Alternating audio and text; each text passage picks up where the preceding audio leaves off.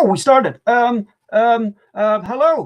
everyone, to another episode of A Drink with Brink, where I talk with other indie creators about their comics and their lives and their campaigns, because people often invite me to their shows and give me their time, and I appreciate it, and I want to do something in return for this amazing community.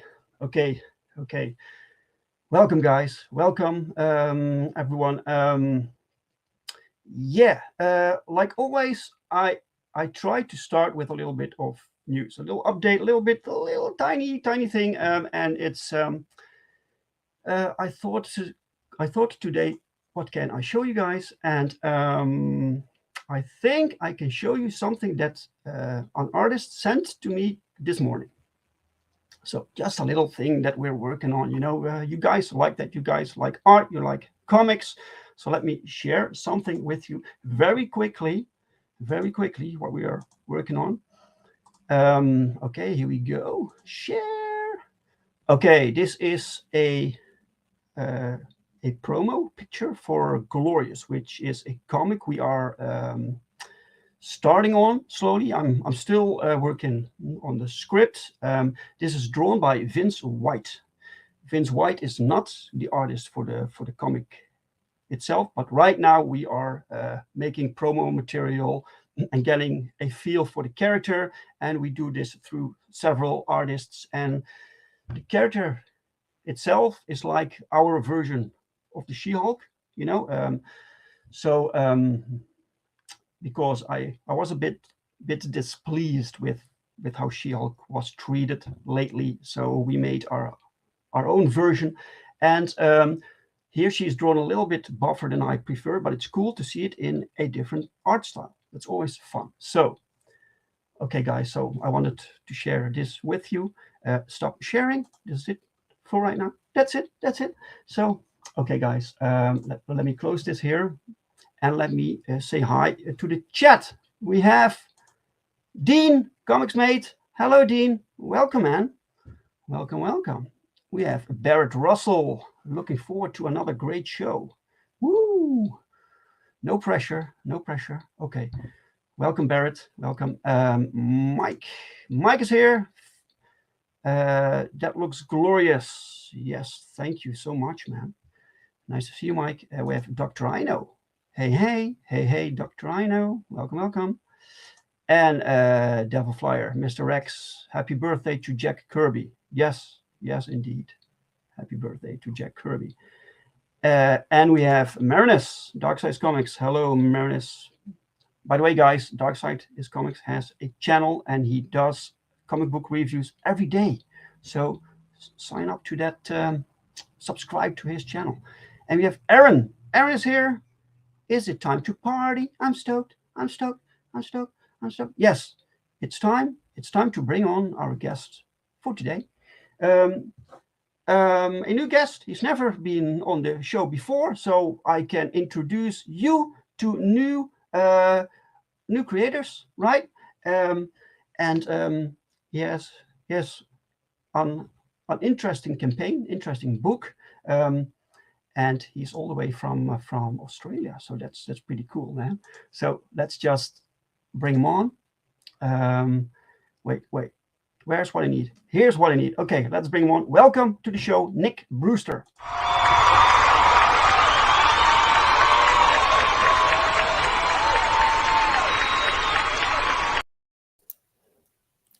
Welcome. Hey, Dave. Thanks for having me. You are very welcome. Do you want me to call you Nick or Brew?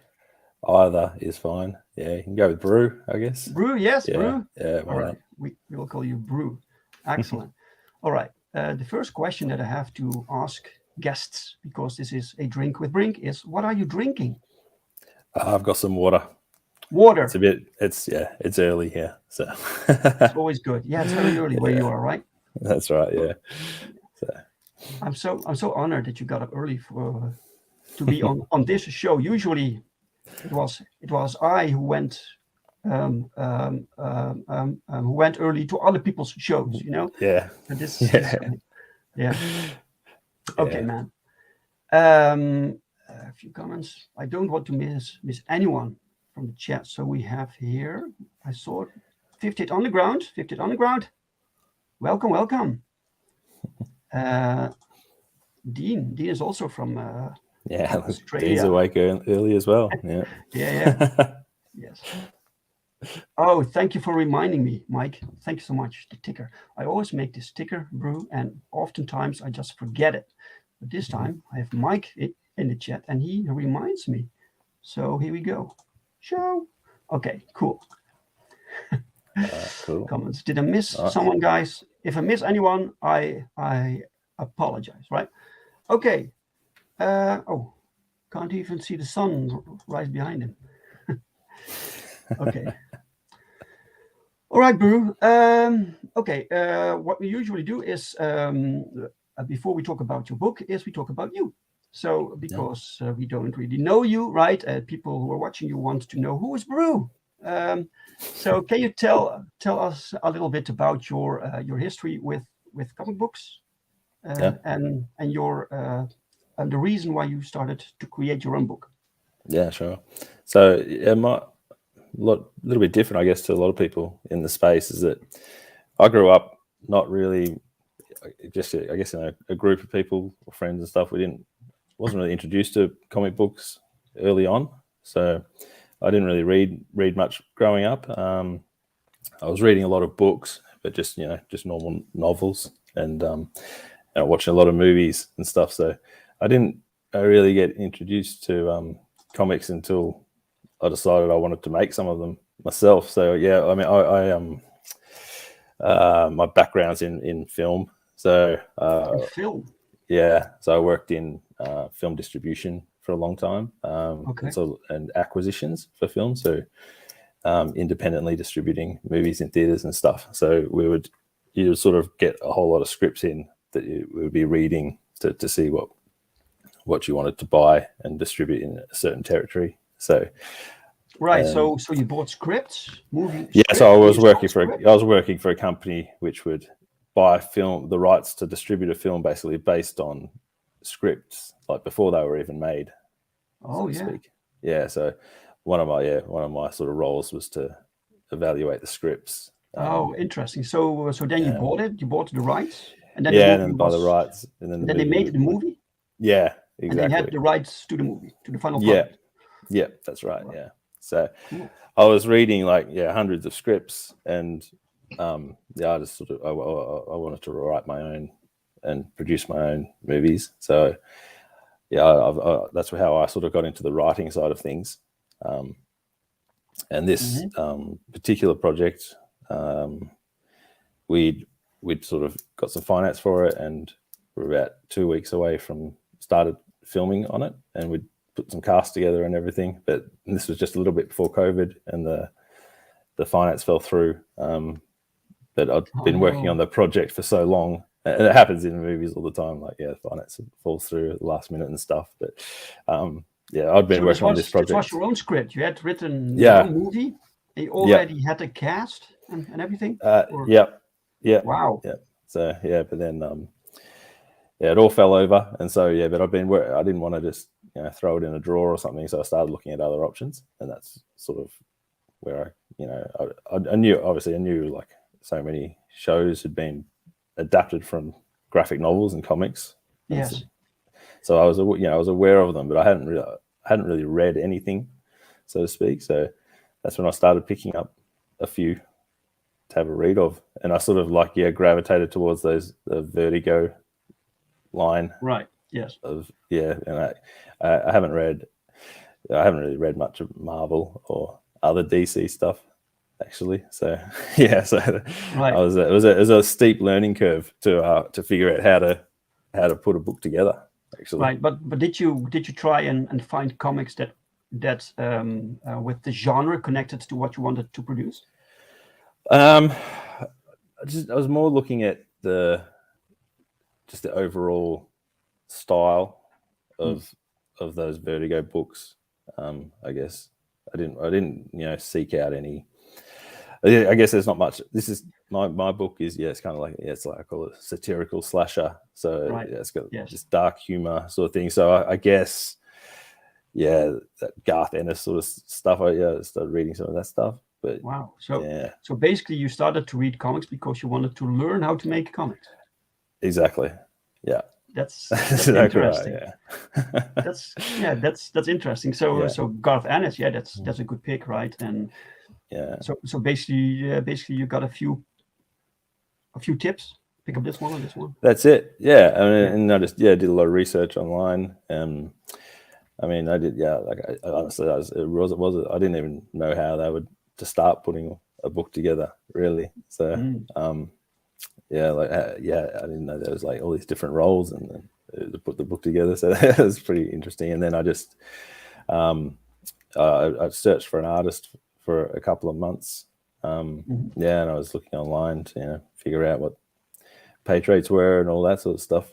So the good thing was I had obviously I had the story already written, and I've been writing that for a couple of years already. So but then I did look into the process of how to adapt that into comic book.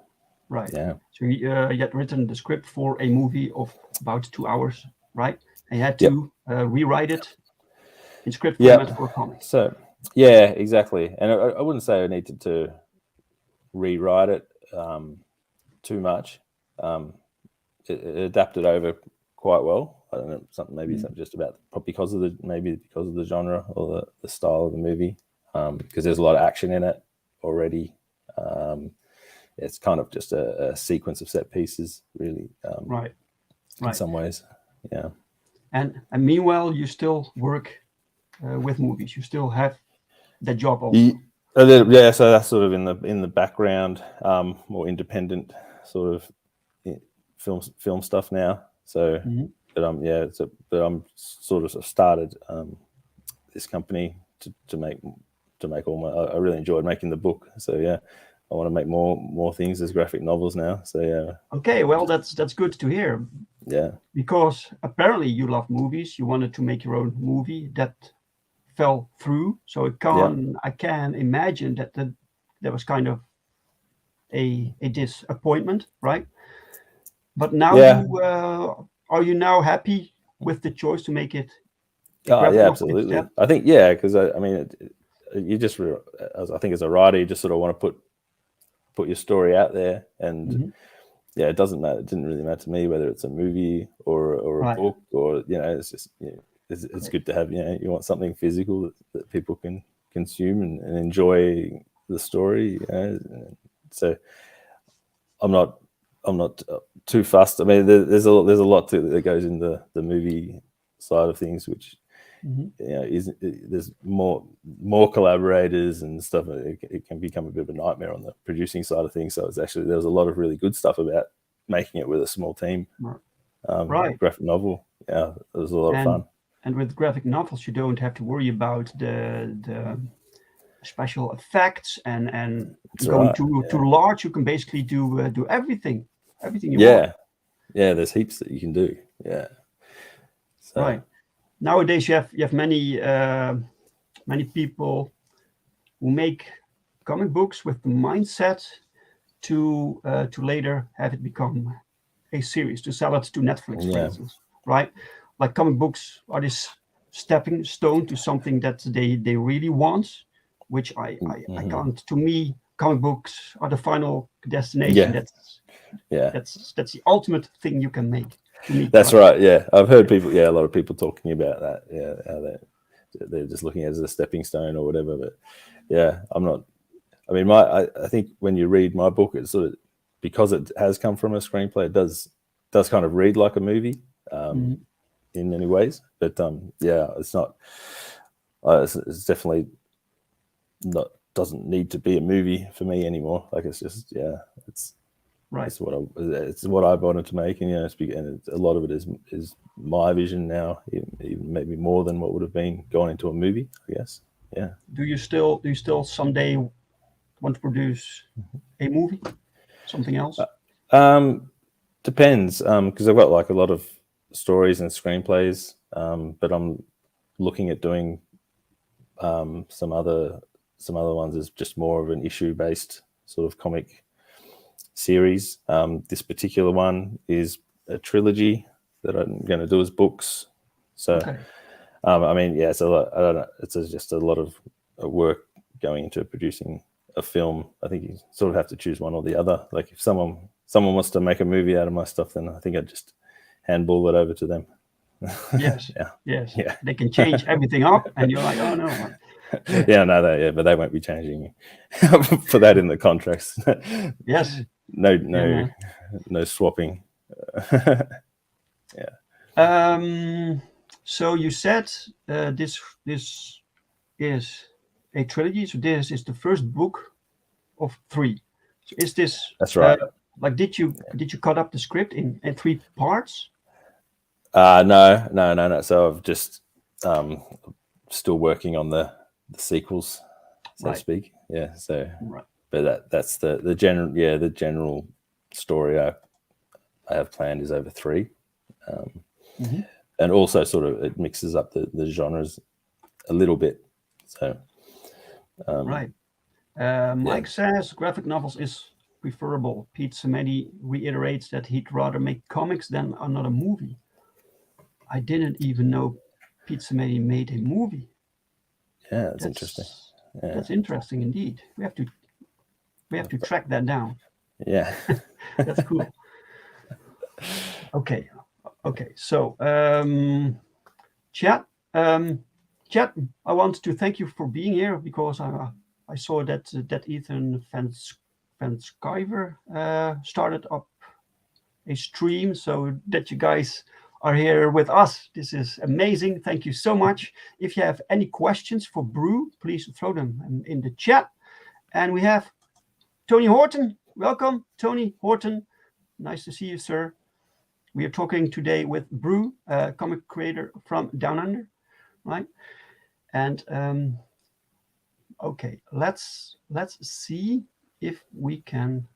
Let's bring up your campaign, right? But first, before we do that, let's show people this.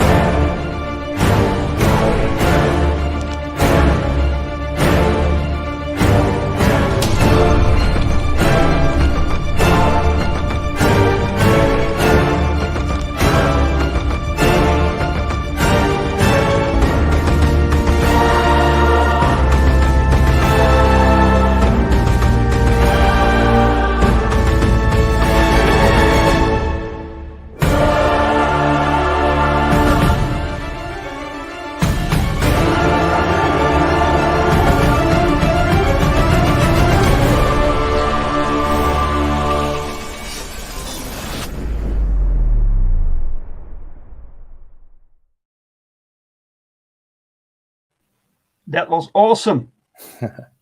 Awesome. Thank you. Yes, Yeah. fantastic. 176 pages. Yeah. Wow, man. So Wow. we Quite a dived project, straight man. we jumped straight into the big project. So I thought about breaking it up into a few different issues, but it just the way the story flows, like I just didn't really feel right. That's the same with a movie, right? You want to have it in one go. Yeah. Exactly. Yeah. Exactly. Aaron says this is freaking awesome. Yes. Nice. And we have Chris Fisk. Chris Fisk came in. Welcome, Chris. Cool to have you here, man. He says, 176 pages. That baby is thick. Yes. Mike says, was going to be a movie. You say, well, maybe I can see that just a little bit. Yeah. I brought in one of my good friends to help with the trailer, who's in the movie business. So, yeah. Mike says, to hell with EVS. Where's your books, Pie Man? So Brew, do you follow things a little bit within indie comics with this network? I do. Yeah. So I actually sort of stumbled across Comicsgate when I was looking at came across one of Ethan's videos, funnily enough, where it was in a very early video where he was just talking about page rates in the industry. Right. And then from there, he was just talking like about a lot of the stuff that I'd actually written this particular book about as well, which is kind of identity politics and wokeism. Right. So I just the whole community was sort of talking about it a lot and how they don't like it in entertainment and stuff. And so I'd kind of satirized a lot of that stuff in my story. Just right. You wrote about it. Yeah. Actually. Yeah. It's not this story also. So this story is kind of it's the satirical elements are kind of about I guess a little bit about right. Social, you probably noticed this. You probably noticed this in the movie business. Yeah. Right? So that's exactly right. Yeah. So I started writing this story sort of back in 2016. I guess it was a long time ago. But that's when we started noticing it way back then. And then it was funny when I started looking at comic books, and then I just noticed exactly the same thing was happening. It's happening. It's happening everywhere. I just saw this video today from JDA about board games. Even it even affects board games, man. It's just crazy. It does. It's in sport. You sit around the table, you play with your friends, and you can't even escape this bullshit. Yeah, exactly. So no, it's true. So it's funny. Yeah, so I'd actually written something which was dealing with some of those issues, and then found all these guys who were talking about it as well. So then from there, I was been watching a lot of shows. A few of the other Aussie guys, Bancroft, I started watching a lot of his stuff because the time that it was on, they were the ones that I could watch a lot more. Yes. So, yes. And started following the community. Yeah. Chris Fisk asked, "Did we get Rick rolled in that trailer?" Yep, sure did. Comicsmate asked, "Has this guy been on Bancroft's?" Not yet. No. So not yet. Did you talk to him? Yeah. So I've had a bit of a chat with him. He knows cool. About the project. So hopefully. Mike says, if Lopresti actually fulfills Blood Hunters before EVS does Wrecked Planet, or at least if they're close, that'll demonstrate something. Okay. And Chris Fisk says Marxism knows no boundaries. It has permeated all aspects of our culture to demoralize us. But we won't allow ourselves to be demoralized. We're right here. We have our own thing going on. You're doing your own thing, Brew. And it is called Do You See What I See? So what does the title refer to? Well, mainly I guess it's a whodunit. So there's one aspect of it. It's definitely that whodunit type of slasher, not the stalking killer kind of slasher. So it kind of leans more in towards that Scream or No We Did Last Summer sort of thing. Right. Yes. Yeah. So that's the main reason behind the title. But I guess if you wanted to look a little bit deeper into it, it could be to do with this cultural Marxism sort of stuff that we talk about in the book as well. Yeah. Well, it's fascinating that you started to write this in 2016, and nowadays it's more relevant than ever. Yeah, it made my book a little bit less satirical than it's supposed to be. Yes, it's becoming too much reality. But okay, man, you have 3 days left. This is you have a campaign of 30 days. Yeah, so this is the first 30 days. Right. I guess you can. It doesn't really matter, I guess, if I extend it or just put it straight into demand. Because the book's finished. So the book's completely finished. It's drawn, everything. Wow. 100% finished. Excellent. So yeah. So this means that after these 3 days you can go to print. Yep. Exactly. Yep. So okay, guys. Yeah, I'm ready to go to print now. So okay, guys, you have a book here. It's completely done. All Brew needs to do is get it printed and send it out. Yeah, and if people want to read it because they don't want to pay shipping or something, like the digital version's available right now, so they can get it straight away. Oh, the digital versions, right? Yeah. Okay. I saw that the stream or the chat, YouTube deletes comments. Wait. YouTube deletes comments, but StreamYard still sees them. So basically, the comment that I read from Chris got deleted in the chat, but I still have it here. That's interesting, man. You talk about the Marxism and it gets deleted. That's fascinating, man. Okay. What happens if someone like me releases the Embrace 2 first, or if Dave gets out the next Perfect 10? If it arguably means more because we aren't ex-pros, right?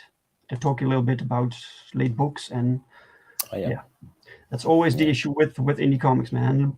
But your book's completely done, so this book will be on time. That's right, absolutely. Augmented Liberty, that's your company name. Yep, so that's the new publishing company for the graphic novels. Excellent, man. It's hardcover. Cool. Yeah, so we're doing. I've kept the campaign pretty simple in that it's just books. But we're going to do a hardcover, which I'm signing, and we're going to number those, and we're just going to do a limited number of those. I'm going to see how many we sell in the campaign, and then based on that, I'm just going to cut off a number, and we won't print any more than that original print run for the hardcovers. Right.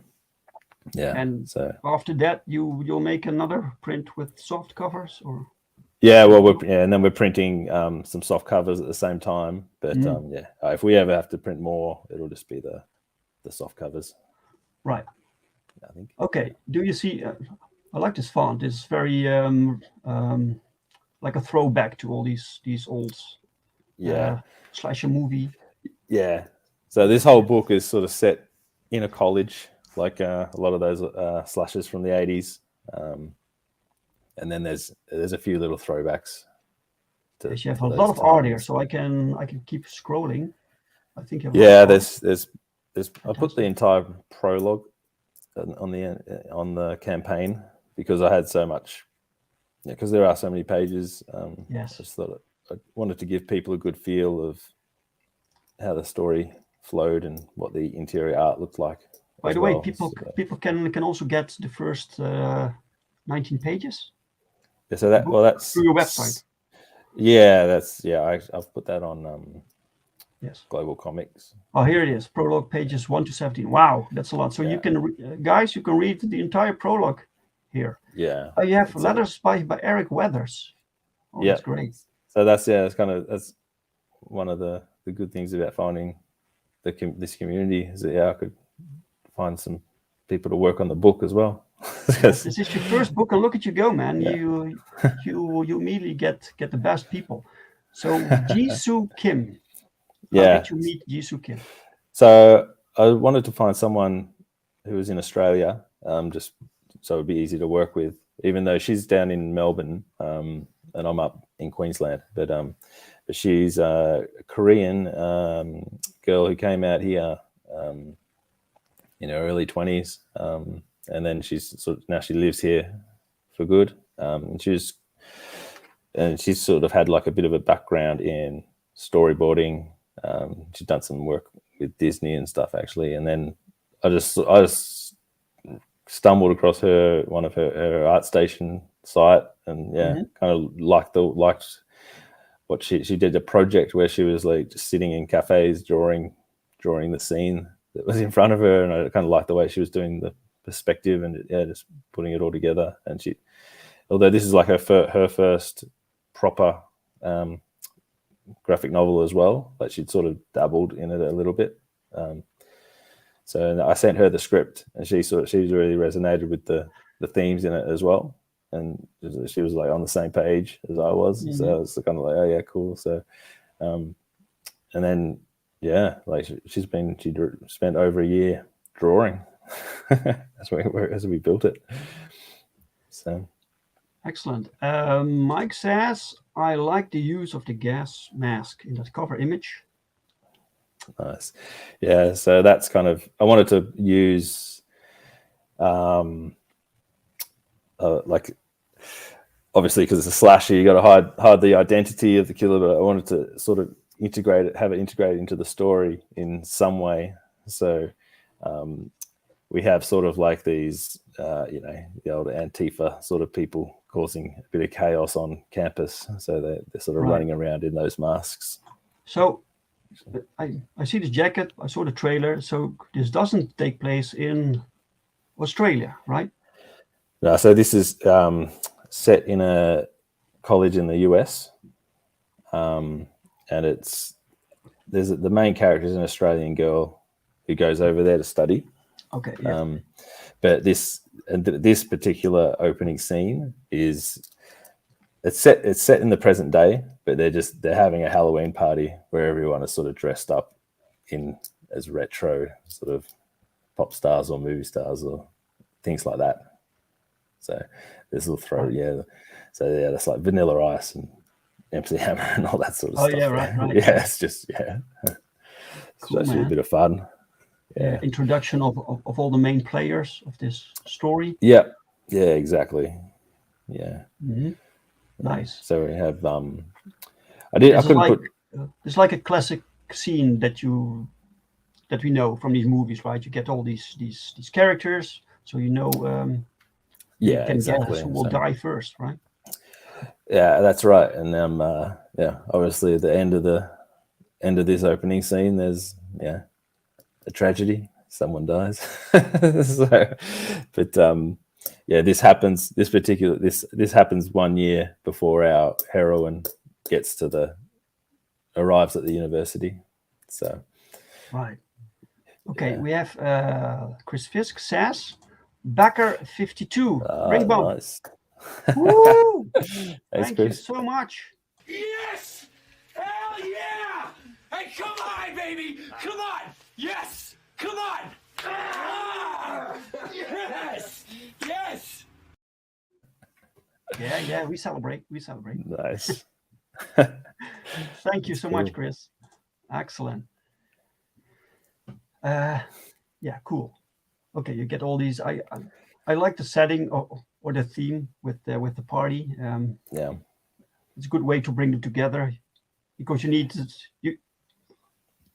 this reason to have all your main characters together, right? Yeah, that's Like this. exactly, yeah. And then yeah, it's a good way. Yeah, it's a good way to just Awesome. introduce all of them, I guess. And then once this party finishes, yeah, that's when I bring it. We skip forward a year, and I bring in the actual how main character. How do you develop these characters? So what is your process when you write? I probably have a sort of idea of what the first act is going to be, and I know where the ending is, or where I want to end up.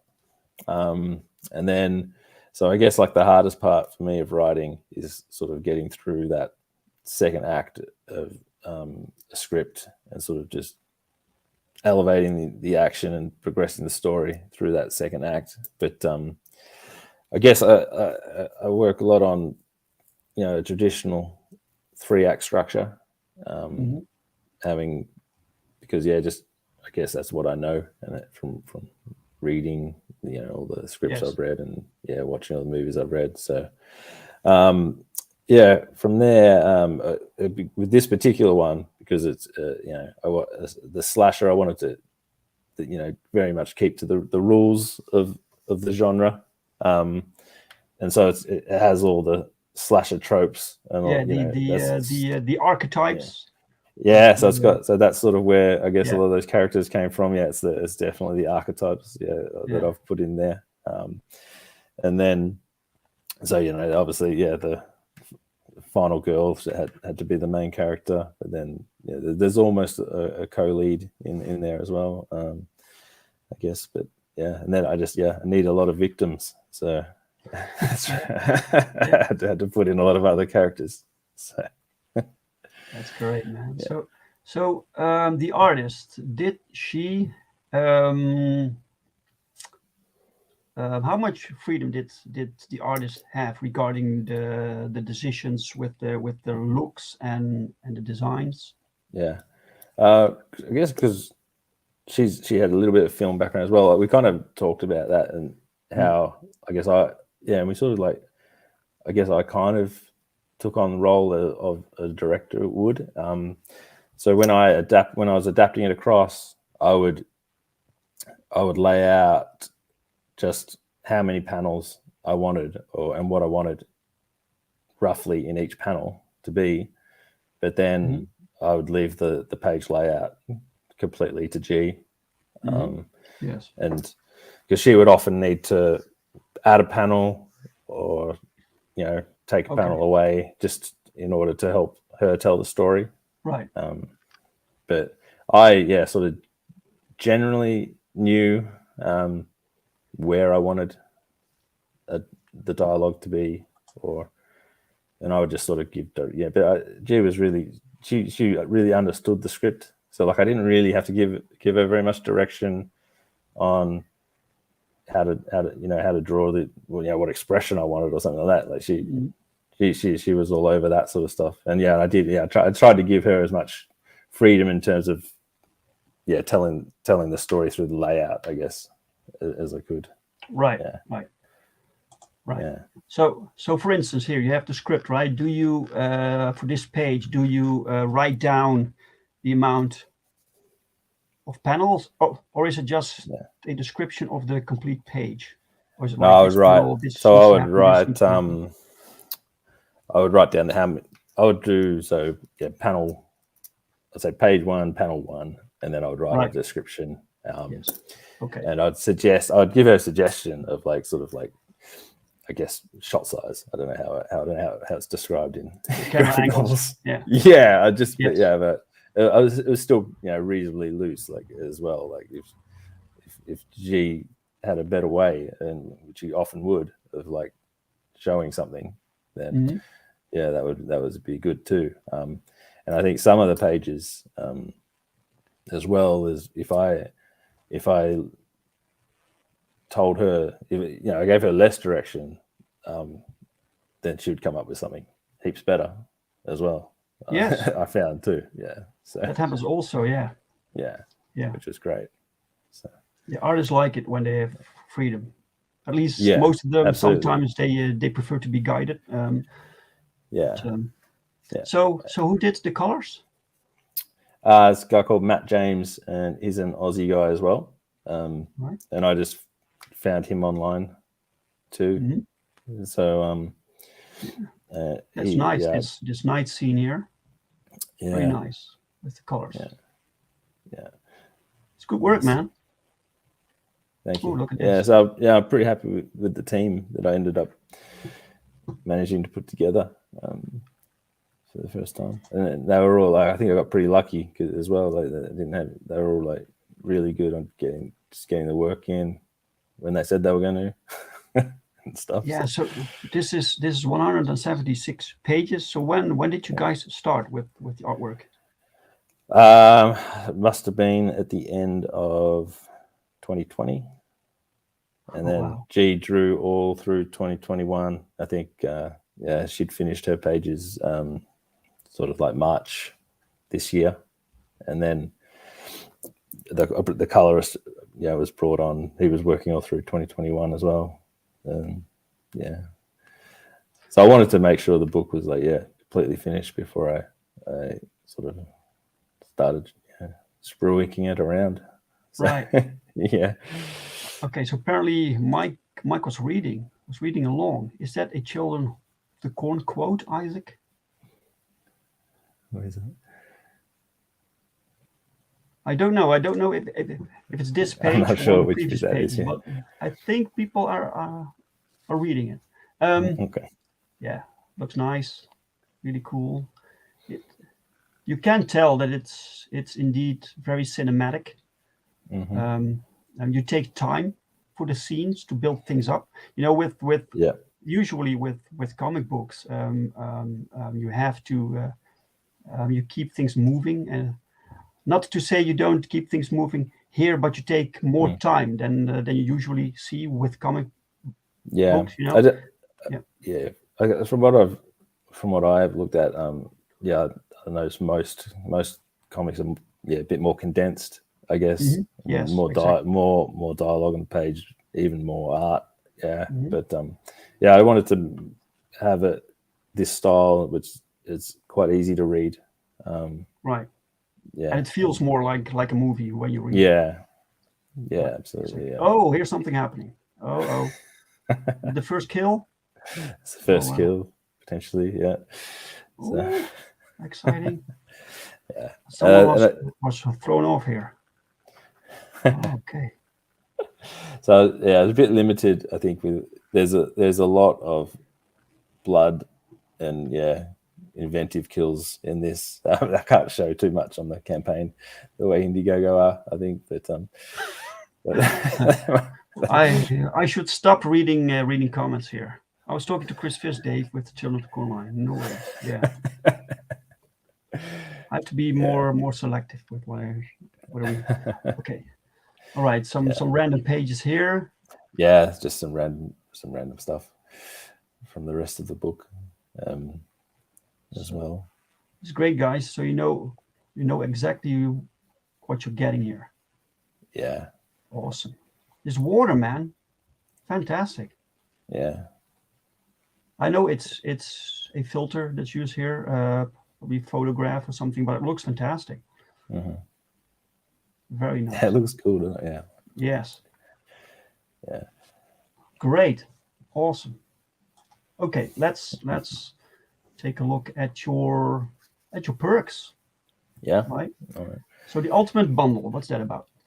So that's just if you want a hardcover and a paperback, and you get the digital edition as well. So that's just everything basically sent. So that's all three. And I have to ship I'm going to be shipping everything, all the hardcovers, at least we're printing in Australia and shipping from Australia. Right. But so shipping, that's worldwide. What would it cost me from Europe? In Australian dollars, I think it's like 55 Australian dollars. I don't know what that transfers over to in euros. But I know because shipping is, such a problem. Yeah. Yeah, such a problem. I know. I've put that, if you get the digital edition, and you just buy the digital edition, that's what that second perk is, which I've called Dismiss Deal or whatever. So if you just wanted to like outlay a little bit of money to see if you like the book or not, then you can read it digitally, and I'll send, and because you've bought that tier, I'll send you a link to a secret perk where you get free shipping on a paperback if you actually want a physical copy after you've read the digital, if that makes sense. So you buy the digital, and then we receive from you a secret perk with free shipping for the physical. Yeah, on the paperback, not the hardcover, but free shipping on the Wow. So, that's a fantastic deal. Because basically, I see if you've already paid for the digital, then that essentially that covers the shipping costs. Yes. Right. Oh, all right. I get it. Yes. Oh, that's a great deal, guys. So, yes. So, guys, if you don't live in Australia, you live in Europe, and you want this book physically, buy this one first. Buy the digital one, and then you get it shipped without shipment costs. That's it. Yeah, and see if you like it. And then I'm probably going to send a batch of paperbacks to the US so that the shipping locally in the US on the paperback isn't too bad. I think it's going to be about $15 instead of the 25 that would be if I sent it direct from Australia. Right. So you have one address where you send it to? Yep. All exactly. Right. Yep. And then ship from there. But I don't have that option in Europe or the UK yet. So I think if you're there, the best option for you is to have a look at the digital if you want, and then if you really like it. You may want to try and contact Critical Blast, RJ from Critical Blast. That's I have actually had a chat with RJ. So that's probably what we're going to do with those for the US backers. Yeah. Yes. But he also has a center right now in Europe and in the UK. So okay, cool. Okay, the hardcover plus free digital. Yeah. So that's all right. Yeah, and there's a paperback plus I throw in the free digital as well, and then those is just for I guess people call those retailer options. Retailer pack. Yes. Retailer packs. Yeah. So. Yeah. Excellent, man. Nice, clean campaign. Okay, so let's see if I missed anything. I haven't heard. I've heard good things about RJ from Critical Blast about shipping. Yes. Mike says, not ignoring this campaign. It looks really good. Again, bookmarked. Right. Nice. And Chris says, 176 page Whopper looks amazing. Definitely on Instaback. Nice one. Great. Okay. Yes. And you also have your own web page here. Is this? Yeah. So this is something that I'm just in the process of building properly. But once we're done with Indiegogo, I'm going to move. This is just a Shopify site, and we'll move everything across to Shopify. Right. And I actually use this to send the digital versions already. So that kind of helps me with that. I just enter the customer in there, and then it just automatically generates the sending of the digital.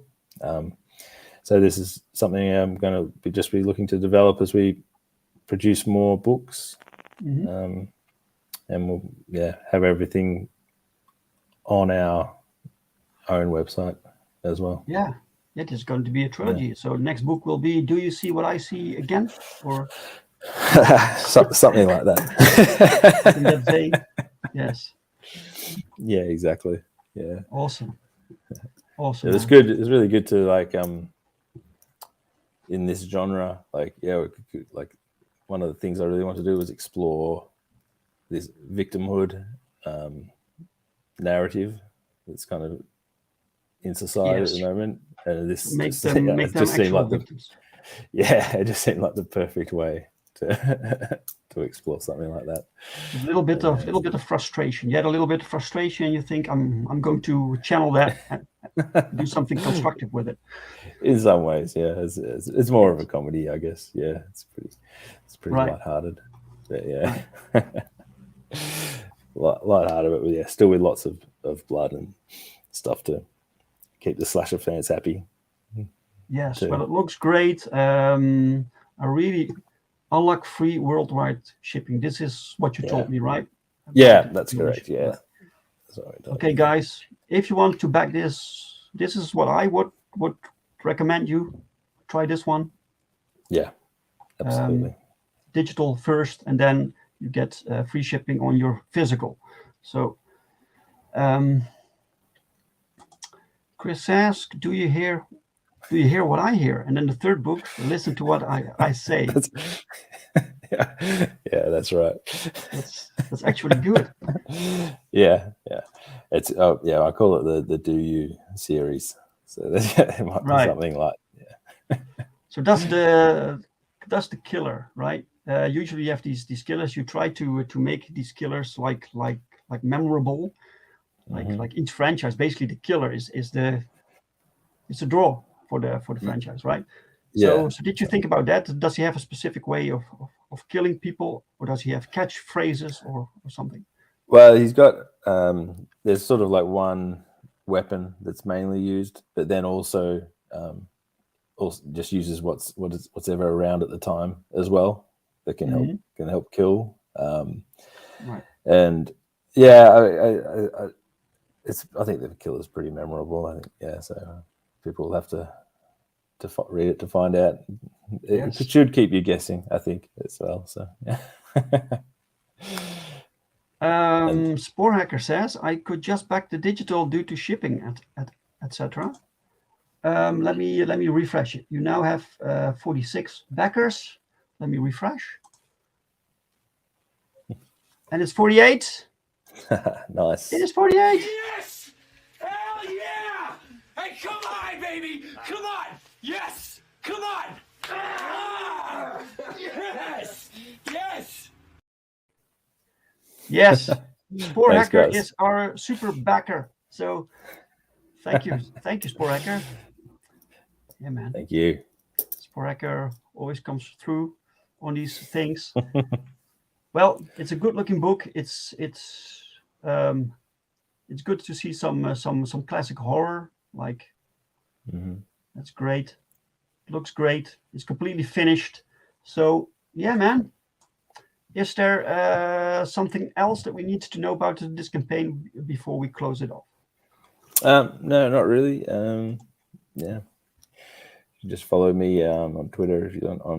I'm Sir_Brew on Twitter. Yeah. This will be going into demand at the very least, so he's going to have plenty of opportunity to back it, and we'll be going like straight to the printers, like very soon. So like you'll actually be able to get your hands on the book. Probably in October. So no extension, right?